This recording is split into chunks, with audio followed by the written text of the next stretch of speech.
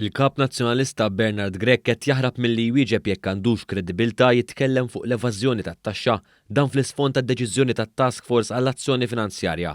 Waqt li kienet jiġi mistoqsi wara l-intervent tiegħu waqt laqgħa tal-MCSD dwar id-deċiżjoni tal-FATF, Bernard Grech għalhekk biss. L-oppożizzjoni dejjem kienet fuq quddiem biex tiġġieled l-evażjoni fiskali.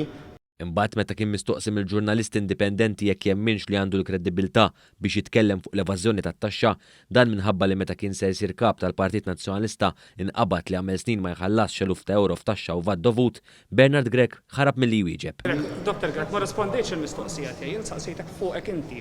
Għandek kredibilità, orajt solvejta, imma kienet hemmhekk. Għandek kredibilità biex titkellem fuq l-evażjoni. Jiena nifhem illi jista' jkun hemm diffikultajiet għal kulħadd. Bernard Grech saħansitra mbagħad qal li jifhem lil min ma jħallas it-taxxa.